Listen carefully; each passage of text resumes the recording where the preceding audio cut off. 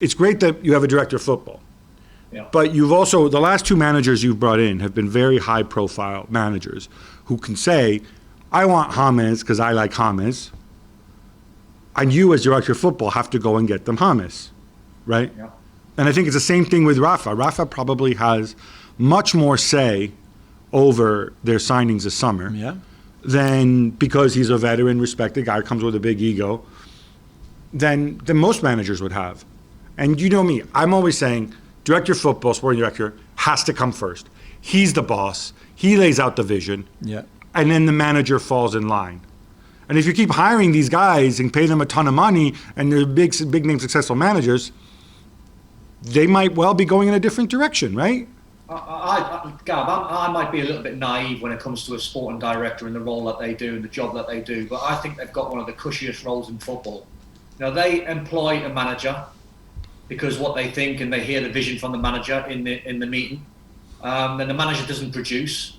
Then he sacks the manager. Then it's his responsibility to get another one. How about choosing the right manager and going for longevity? That's why I keep mentioning Graham Potter.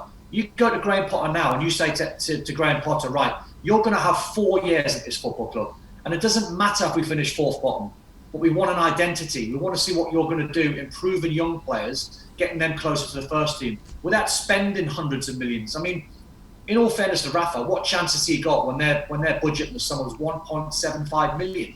I mean, that's teams in the Championship spend more than that. All right. Don, I think these are great points. I also want to say, I take your point about the director of football, but you mentioned before that he's in there, he's helping select the manager, and if he's in a room with Bill Kenwright and Farhad Moshiri, and one of them wants Rafa Benitez, the other one thinks that Roberto Martinez might walk out on Belgium before the Euros or just after the Euros, surely before the World Cup, when he's being linked to the Barcelona job to go to, then I'm saying, like, if I'm Marcel Brandt, I throw my hands in the air and say, what kind of Muppet show is this? Live in the real world, gentlemen. Let me tell you now, he's not exactly pulling up any trees. Roberto Martinez, isn't he, with the golden generation at Belgium? Well, that's fine, but if he wins the World Cup in Qatar, it's a different story, or if he comes close. The World Cup. Exactly. No, just quickly, they host Everton host Arsenal on Monday night, I think it is, in a toxic atmosphere because of the derby and everything. Then I think it's away at Palace, away at Chelsea, and then home to Leicester. Those 4 games, man, considering they haven't won in 8 and I think it's 7 defeats and 1 draw. They've lost as many as Newcastle, by the way, this season.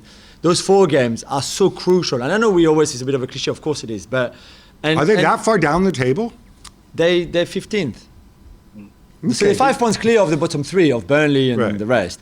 But they've lost as many games as Newcastle, and those 4 games coming up are massive.